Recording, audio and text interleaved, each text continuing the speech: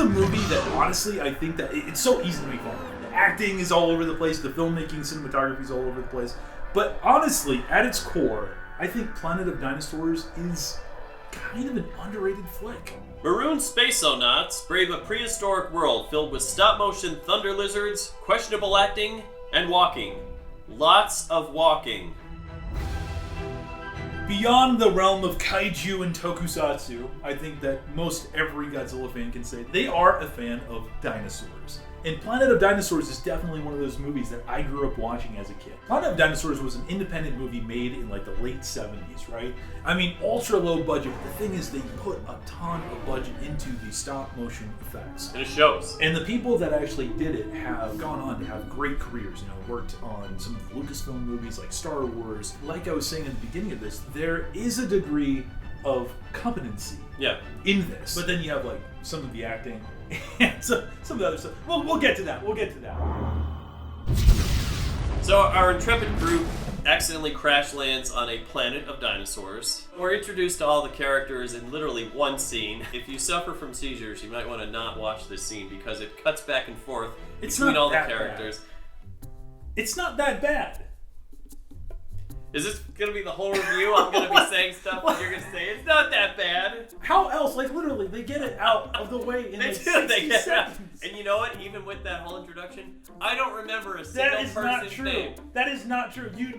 I don't. You do. I know. I'm going to introduce the characters for you. Pilot guy. Yeah. Lee. Serious guy. Is that Jim? Is that the security guy? Mustache guy. That would be Mike. Jock guy. That's Chuck.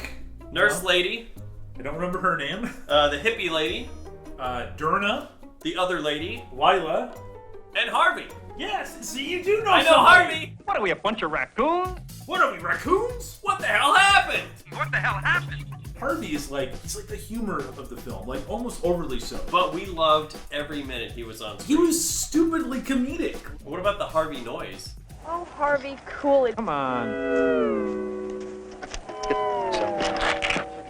He makes it watchable for the boring parts when they're just walking around. And there's a lot of walking. Yes. I mean, the script was only 71 pages long. They probably had to put all that walking stuff in to extend the movie. If you're roughly taking like a page a minute, it's probably like an hour movie. It's an hour and 10 minutes. Yeah. And I don't know exactly how long it is, but I know it's longer than an hour and 10 minutes. Yeah, it is. So if they extended it by an extra 10... Thank God they did, because look at the sceneries that we would have missed out on. I love the T-Rex in this movie. Yes. If they came out with a figure of this T-Rex, I don't care how scientifically inaccurate the damn thing is, I love the look of this creature. It looks cool. I it's think very detailed, too. It totally is. And I think it's a great, just like villain in this movie. There's this great fight scene between the Rex and the Stegosaur, and they hightail it up the mountain. Harvey is complaining the entire way up. Of course. We have that awful trekking music, One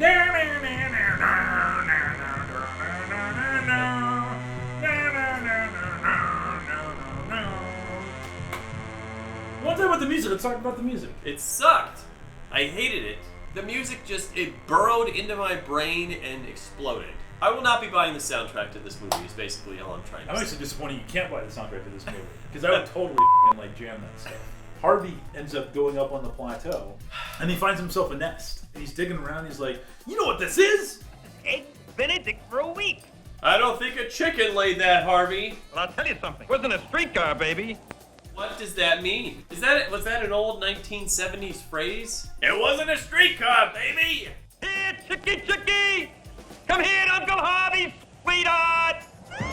The Tyrannosaurus comes. It's another great creature, brought to life through stop motion. Harvey freaks out, shoots a laser at it. That's another thing. The lasers don't do shit to these creatures. It chases him, and he suffers what is probably the best character death in the entire movie. Oh, totally.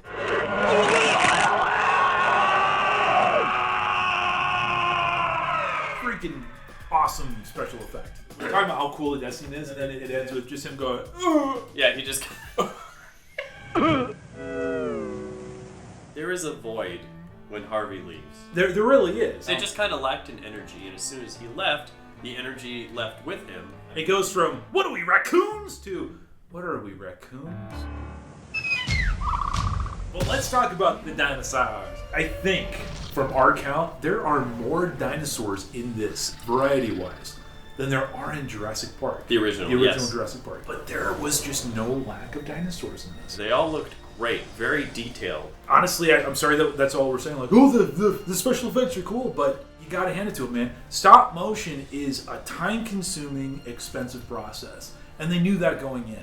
And a lesser film would have used freaking sock puppets to do their stuff. It was a lengthy, time-consuming process, and it is a very visible indication that, again, there was a degree of legitimacy behind this movie. The thing about stop motion also is if it's not done properly, the motions of the dinosaurs can look really crappy.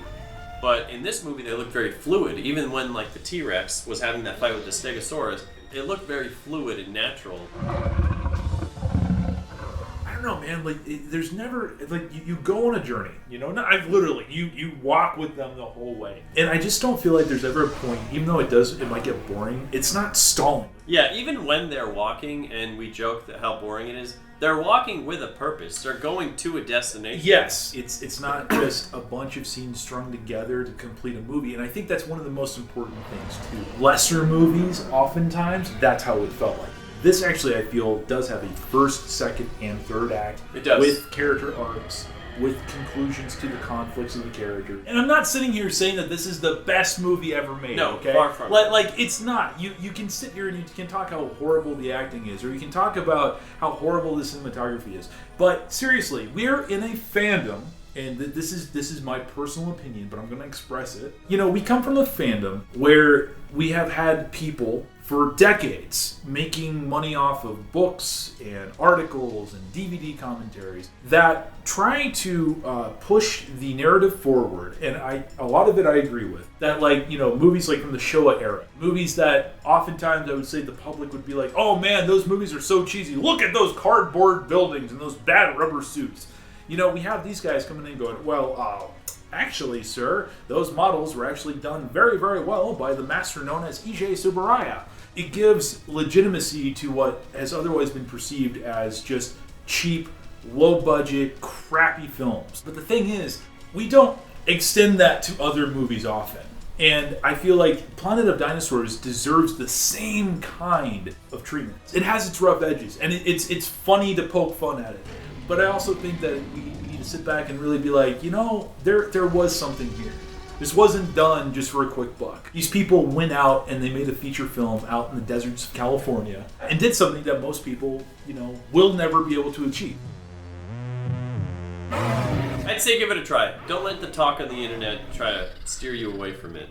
I think that, especially little kids who love dinosaurs, I think that this would be a great movie to show them. I don't think it's overly violent. I don't think it's overly adult by any means. This is just a fun movie. I guess with that said, for Godzilla's sake, keep watching Tokusatsu for the good of mankind and yourselves. I'm Matt. Brian. Here to remind you that if you ever see a nest of rather large-sized eggs, chances are it wasn't a streetcar, baby! Yeah, Chicky! Come to Uncle Brian! This video was brought to you by Shopping Mall Japan, our #1 source of anime and tokusatsu collectibles, making sure that we all can collect responsibly.